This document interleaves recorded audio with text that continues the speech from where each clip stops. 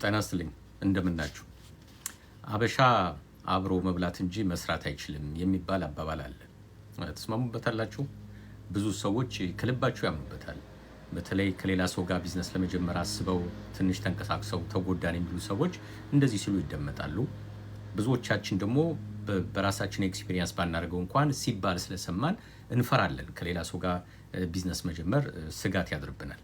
እስቲ ትንሽ እንመካከርበት በዚህ ጉዳይ ላይ። ለምንድን ነው ኢትዮጵያውያን፣ ኤርትራውያን በተለይ እንዲህ በስደት በሌላ ሀገር የምንኖር ሰዎች ተባብረን ትላልቅ ካምፓኒዎችን መክፈት ያልቻልነው? ለምንድን ነው? ኢትዮጵያም ውስጥ ቢሆን በግለሰብ ደረጃ የሚፍጨረጨሩ ሊኖሩ ይችላሉ። ግን በፓርትነርሺፕ ደረጃ በጋራ ሲሰራ ግን ለምንድን ነው ፌል የሚያደርገው የሚለውን እስቲ አንዳንድ ምክንያቶች ለማየት እንሞክር። ወደ መፍትሄው ከማየታችን በፊት በተከታታይ በሌሎች ቪዲዮዎችም ወደ መፍትሄው ስለምመለስበት ወደ ችግሮች ውስጥ አንዴ እንመለስና ለምንድን ነው ሰዎች በጋራ ጀምረው የሚለያዩት የሚለውን ለማየት እንሞክር። የመጀመሪያው እንግዲህ ሁለት አይነት ፓርትነሮች ብዙ ጊዜ ይታያሉ። ሳይለንት ፓርትነር እና አክቲቭ የሚባሉ አሉ። አክቲቭ የሚባሉት ድርጅቱ ከተቋቋመ በኋላ ሁሌ ስራው ላይ ናቸው። ቀንም ማታም አክቲቭ ናቸው፣ ስራው ላይ ይታያሉ፣ ይንቀሳቀሳሉ። ሳይለንት የሚባሉት ደግሞ የመጀመሪያው ላይ በደንብ ይንቀሳቀሱ ነበር፣ ገንዘብ አዋጥተዋል፣ በእርግጥ ስራው ተጀምሯል፣ ከዚያ ግን ይጠፋሉ። እንዲያውም መጀመሪያ በወር አንዴ በሳምንት አንዴ ብቅ ማለት ይጀምሩ ነበር፣ በኋላ ግን ለተከታታይ ወራት ይጠፋሉ። መጥፋት ብቻ አይደለም፣ ያው ፓርትነር ስለሆኑ ገቢ ኤክስፔክት ያደርጋሉ፣ ትርፍ መጋራት ይፈልጋሉ። ግን ስራው ላይ በየጊዜው ስለማይገቡ መጠራጠር ይጀምራሉ። እንዴ ይሄ ድርጅት ይሄን ብቻ ነው እንዲያገኘው? እኔ እኮ እሰማለሁ፣ በደንብ ደንበኛ እንዳለው እሰማለሁ እና ገንዘብ እየደበቀ ነው ማለት ነው ብለው ጭራሽ አክቲቭ የሆነውን ፓርትነራቸውን መጠራጠር ሁሉ ሊጀምሩ ይችላሉ። በዛ ላይ ደግሞ ወሬ አቀባይ ማይጠፋም። የሆነ ወሬ ካወራቸው ደግሞ ጭራሽ ፓርትነርሺፑ ወደ ችግር ውስጥ ይገባል ማለት ነው። ሁለተኛው ደግሞ የዛ ተቃራኒ ነው። አክቲቭ የሆነው ፓርትነር ሁሌ የሚንቀሳቀሰው እሱ ነው ወይም እሷ ናት። ያኛው ጠፍቷል፣ በቃ የሆነ ገንዘብ አዋጥቶ ጠፍቷል። ምናልባት ያው ሰበብ አሜሪካ አይጠፋም፣ 2 ስራ 3 ስራ እየሰራሁ ነኝ ቢዚ ነኝ ሊባል ይችላል፣ ግን ስራው ላይ የለበትም። ስለዚህ አክቲቭ የሆነው አሁን ቅሬታ ያድርበታል። እንዴ ተመካከረን አብረን ጀምረን እንዴት ይጠፋል? ሁሉን ነገር እንዴት ለኔ አሸክሞኝ ይሄዳል? እንደዚህ ሆኖስ እንዴ ዝም ብዬ እኩል አካፍለዋለሁ ትርፉን? በአመቱ መጨረሻ ላይ ትርፉ እንዴት አድርጌ ነው የማካፍለው? የለም እኮ አልሰራበትም እኮ። ወይ ለኔ ደሞዝ አልተከፈለኝም፣ ከሱ በላይ ደክም ያለው ከሷ በላይ ደክም ያለው ደሞዝ አልተከፈለኝም። ስለዚህ ድርሻውን ማካፈል የለብኝም 50%። በተለይ በኢትዮጵያ ኮሚኒቲ ደግሞ ትልቁ ችግራችን በዶክመንት አይደለም መንገባው። አርቲክል ኦፍ ኦርጋናይዜሽን፣ ኦፕሬቲንግ አግሪመንት የሚባሉ ዶክመንት አዘጋጅተን ስለማንገባ ያኛው ፓርትነር ፍርድ ቤት ሄዶ እንኳን መክሰስ የሚችልበት ዶክመንት የለውም። ስለዚህ ያለው አማራጭ ስም ማጥፋት ብቻ ነው። አብረን ጀምረን ፓርትነር ካደኝ ምናምን ነው የሚሆነው። ወይም ታክስ ሲያሰራ እንግዲህ ይሄኛው ፓርትነር ደሞዝ ብሎ አካቶ ሊሆን ይችላል፣ ለራሱ ገንዘብ ወስዶ ሊሆን ይችላል። ሳያማክረኝ ደሞዝ እየወሰደ ገንዘብ እያሸሸ ደግሞ ይባላል ማለት ነው። ስለዚህ ችግሩ የት ላይ ነው ያለው ብለን ብናጤ ነው ሁለቱም ጋር ነው ችግር ያለው። ኮሚኒኬት በደንብ አልተደራረጉም። ያኛውን መጥፋቱ ትክክል አልነበረም፣ አለስ ሮሉ ገንዘብ ማዋጣት ብቻ ካልነበረ በቀር። ሶስተኛው የቤተሰብ ትራፕ የሚባለው ነው፣ የቤተሰብ ወጥመድ። ፓርትነርሺፕ ዩዥዋሊ ሲጀመር ቅድም ባልኩት አባባል አበሻ አብሮ መብላት እንጂ መስራት አይችልም በሚባለው አባባል ሌላ ሰው እንጠራጠረና ከቤተሰብ አባል ጋር ሲሆን ግን ትረስት ይኖረናል፣ እምነት ይኖረናል። አሁን እሱ ምን ችግር ይዞ ይመጣል? ቅሬታ ሲኖረን እንደ ልባችን አንናገርም። እንዴ ወንድሜ እኮ ነው፣ ካዝን እኮ ነው፣ እህቴ እኮ ናት፣ እናቴ አባቴ እኮ ናቸው፣ እንዴት እንደዚህ ብዬ እጠራጠራለሁ? ገንዘብ ጎደለ እንዴት እላቸዋለሁ? አሁን በግልጽ ትናንሽ ችግሮችን መነጋገር ስለማንጀምር ትንሽ ቆይቶ ችግሩ እየባሰ ሲመጣ ግን ያው መከራው ይመጣል፣ ድርጅቱ ይጎዳል። ከጓደኞቻችን ከፓርትነሮቻችን አንዱ ቁማር ውስጥ ገብቶ ሊሆን ይችላል፣ ቁማርተኛ ሆኖ ሊሆን ይችላል። በተለይ ለምሳሌ አክቲቭ የሆነው ፓርትነር ቁማር ውስጥ ካለበት የተወሰነች ገንዘብ እያወጣ ወይ ሎተሪ እየገዛ ነው ወይ ጋምብል እያደረገ ነው። ሀሜት መጥቶ ሊሆን ይችላል። ኧረ ቁማር ሲጫወት አይቼዋለሁ፣ 7-11 ቀኑ ሙሉ ሎተሪ ሲፍቅ ነው የሚውለው የሚል ወሬ መጥቶልን ይሆን ይችላል። ወንድሜ እንዴት እለዋለሁ፣ እህቴ እንዴት እላታለሁ የሚል ይመጣና እዛው ታፍኖ ይቀራል። መጨረሻ ላይ ፓርትነርሺፑ ይፈርሳል፣ እንደማይሆን ይሆናል። ስለዚህ ሌላ ሰው ቢሆን ኖሮ በድፍረት ኮሚኒኬት የምናደርገውን የቤተሰብ አባል እኮ ነው እንዴት እንደዚህ ያደርጓሉ ብለን መጨረሻ ላይ ግን ድርጅቱ ወደ መፍረስ ሊሄድ ይችላል ማለት ነው። አራተኛው የኃላፊነት መደበላለቅ ሊሆን ይችላል። አንድ ፓርትነርሺፕ ሲጀመር ዩዥዋሊ ዝም ብለን ፓርትነርሺፕ መጀመር የለብንም። በአንድ ቢዝነስ 3 ስራዎች ናቸው የሚያስፈልጉት ወይም እውቀት። የመጀመሪያው የኦፕሬሽን ስራው ራሱ ምንድን ነው? ሬስቶራንት ከሆነ ምግብ ማዘጋጀት፣ ትራንስፖርቴሽን ከሆነ መኪና ድራይቭ ማድረግ ነው የሚሆነው። ልብስ ስፌት ከሆነ ልብስ መስፋት መሆን አለበት። ዋናው ስራው እሱ ነው። እሱን የሚያግዙ ግን 2 ስራዎች አሉ፣ የማርኬቲንግ እና የፋይናንስ ስራዎች።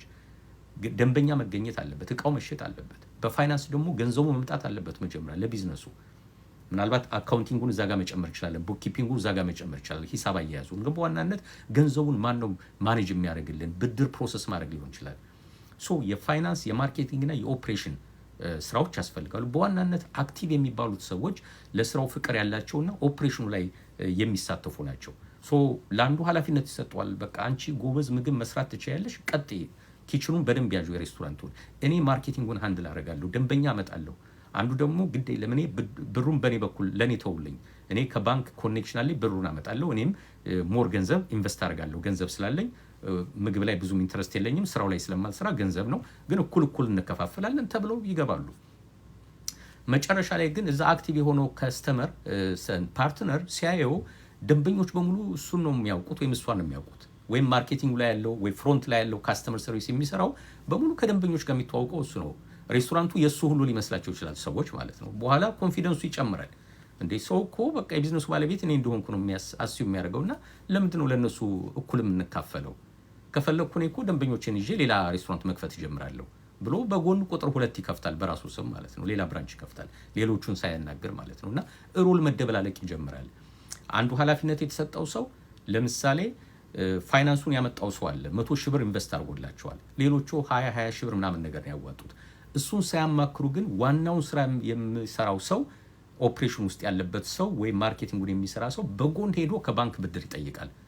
ዋናውን ኢንቨስት ያደረገውን ሰው ሳያማክሩት ማለት ነው።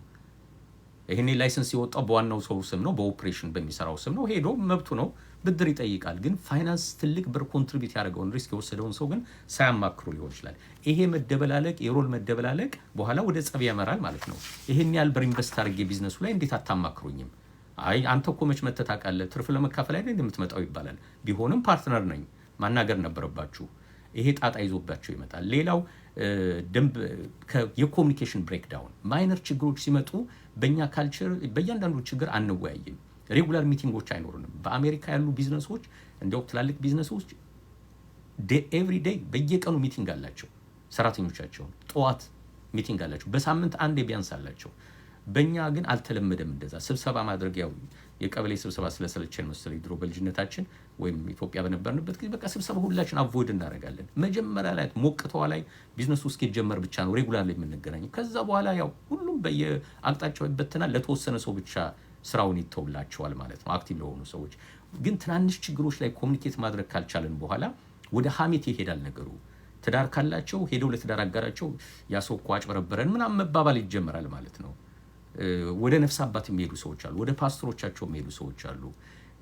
በቃ ነገሩ በትንሹ ሶልቭ ማድረግ ሲቻል እስከ ላይ እስኪደርስ ይቆይና መጨረሻ ላይ ፓርትነርሺፑ ትረስት ያጣል ማለት ነው። እርስ በርስ ያላቸው ትረስት ዜሮ ስለሚገባ በቃ ዘግተው ይሄዳሉ። ከአበሻ ጋር አብሮ መብላት እንጂ ስራ መስራት አይቻልም ወደሚለው ቅኔ እንመለሳለን ማለት ነው። ቀጥሎ ያለው ሌላው ችግር ህይወት የሚያመጣው ነገር አይታወቅም። ዛሬ ትረስት ያደረግናቸው ሰዎች አብረን እንሰራለን ያላቸው ሰዎች ነገ ዲሴብል ሊሆኑ ይችላሉ በአደጋ ምክንያት። ሞት የሚባል ነገር አለ። ሲሞቱ የቤተሰብ አባል ነው የሚገባው ማለት ነው እነሱን ተክቶ።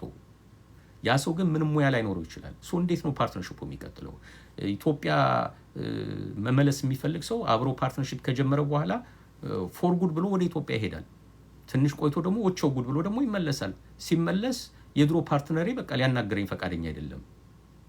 5 ዓመት 10 ዓመት እኮ ኢትዮጵያ ቆይቶ ነው የመጣው። ለምሳሌ ምንም ነገር ያደረገው ነገር የለም መጀመሪያ ከማዋጣት በላይ። ብቻውን ሲደክም የነበረውን ሰው ላይ እንደ አዲስ ተመልሶ ፓርትነር ነኝ እኮ ምናምን ካለ የት ነበርክ እስከዛሬ ይለዋል ማለት ነው። ስለዚህ ህይወቶች ሲቀየሩ እንዴት ነው ፓርትነርሺፑ መስተካከል ያለበት የሚለው መጀመሪያ ላይ ኦፕሬቲንግ አግሪመንቱ ሲጻፍ፣ አርቲክል ኦፍ ኦርጋናይዜሽን ሲጻፍ መካተት ነበረበት። ከሁሉ በላይ ደግሞ ስኬት የሚያመጣው ጣጣ ነው። ገንዘብ አንዳንዴ መጥፎ ነው። ይሄ ፓርትነርሺፕ አልተሳካም ብለው ይተውታል። ድንገት ሲሳካ ያ ገንዘቡ እጁ የገባለት ሰው ለነዛ ሰዎች ኮሚኒኬት ማድረግ ያቆማል። አንዳንዴ ጥሩ እያገዙትም ሊሆን ይችላል። ሰው ይመክረዋል። ይሄን የመሰለ ድርጅት በደንብ ተሳክቶላል፣ በአንተ ጥረት እኮ ነው፣ ለምንድን ነው ለእነሱ የምታካፍላቸው ይባላል። ከዛ በጎን ቀስ በቀስ ገንዘብ ማሸሽ ይጀምራል። ስለዚህ እንዲያውም ከችግር ይልቅ ስኬቱ የሚያመጣው ጥፋት ደግሞ ይበሳል አንዳንዴ። እና ለሁሉም የእናንተ ስሜት እንዴት ነው? አብሮ መብላት እንጂ መስራት አይቻልም? በኢትዮጵያውያን ኮሚኒቲ፣ በኤርትራውያን ኮሚኒቲ፣ በተለይ በስደት አውሮፓ፣ አሜሪካ፣ ካናዳ ያለን ሰዎች ምን ይመስላችኋል? እስቲ ኮሜንታችሁን ጻፉ። ቴንክ ዩ